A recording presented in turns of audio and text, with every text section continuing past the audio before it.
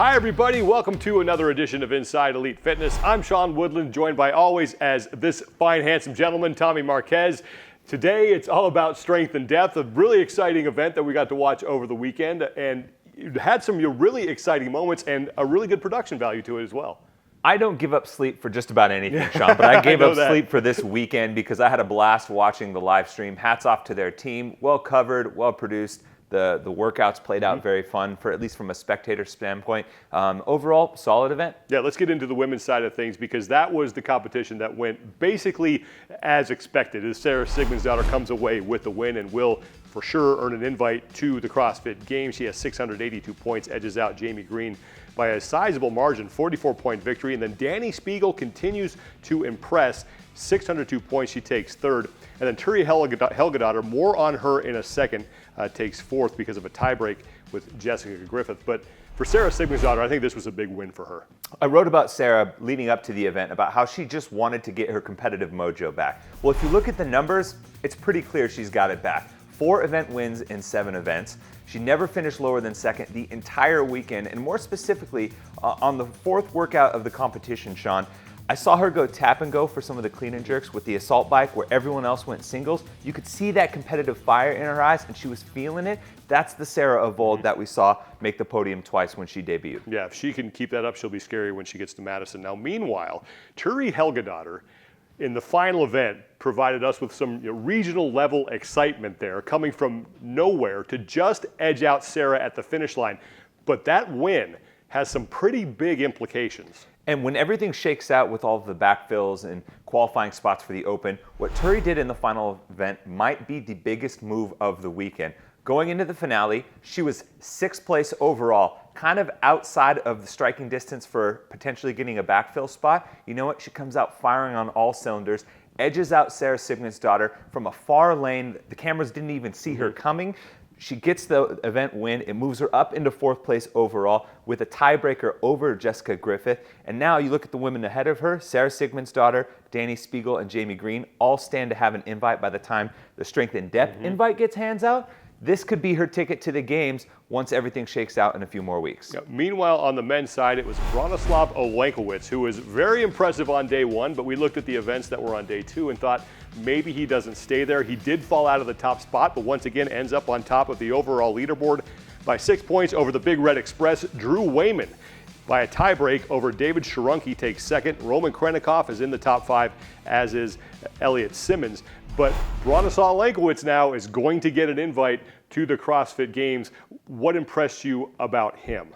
Well, what impressed me the most, Sean, was that you were right. We were all right in saying that some of those day 2 events didn't play out well for him, and it dropped him from the top of the leaderboard. But you know what he did? He rebounded strong by coming out firing in the finale, winning the heat, making up 22-plus points. He went from 4th to 1st overall when everything was said and done.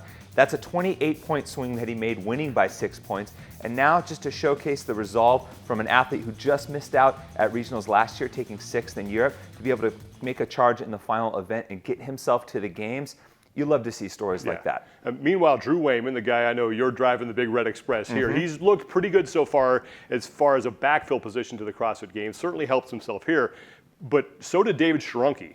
Yeah, you can look at this 2 ways, right? You can look at it and say, this is opportunity lost for an athlete like Drew Wayman, as well as David Sharunki, because they had a great opportunity to walk away with a clean invite from Strength and Depth guaranteed. They still put themselves in solid position, though, to potentially get a backfill spot if, say, Bronislaw walks away with the fittest in Poland. Drew Wayman could end up with the invite from Wodapalooza through backfill, so that could mean David Sharunki could end up with the invite once things are shaken out for Strength and Depth. So regardless, even though they came up just short, they still have a great opportunity to end up at the CrossFit Games. And this kind of talks about, or goes and reinforces the thing we've talked about a lot. Hey, these sanctioned events, get yourself in the top 5, especially if there's a deep field. You might end up with that backfill position.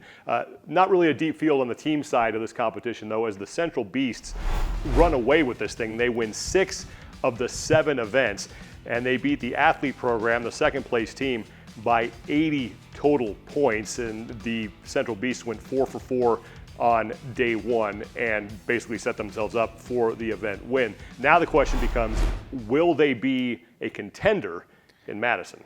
I was certainly impressed by their performance this weekend. Anytime you win 6 out of the 7 events, obviously that's going to get someone's attention. But like Sean said, that the field wasn't very deep in terms of top-level talent. You look at some of the other competitions that have taken place thus far, Dubai, Wodapalooza, even in Australia, where you have super teams like Invictus or Project X, teams with multiple multi-year games individuals on their teams. I think I need to see a little bit more from them, maybe if they go practice at another sanctioned event as well, to really be convinced that they're a contender. We've had 5 sanctioned events so far. We have a little bit of a break before we get the 6th one. The next one up is the MidAtlantic CrossFit Challenge that takes place in the nation's capital of the United States of America, Washington, D.C., April 12th through the 14th, and as that gets closer, we'll of course get you ready for that competition. But now it's basically all about the Open and the strength and depth stream. I want to give these guys just one more shout out. If you're an event organizer and you're looking at how you want to do your event, look at strength and depth, because that was certainly impressive. Yeah, I would say it was on par with regionals, maybe a few extra bells and whistles to make it a full regionals type coverage. But overall, I really had a great time. I said earlier in the show that I was entertained by the entire process of them showcasing their event. It looked like a great time. All the feedback we got from people on the floor at the event as well was positive in how they enjoyed it. So those are some key things that you want for an event going forward. Yeah, well done to the Strength and Depth crew, and we are certainly looking forward to watching the MidAtlantic CrossFit Challenge. That takes place later on in April. Thanks for being with us here today, everybody. We'll have more this week on week number 1 of the Open. That's getting set to close out, but for now, he's Tommy, I'm Sean. We'll see you guys soon.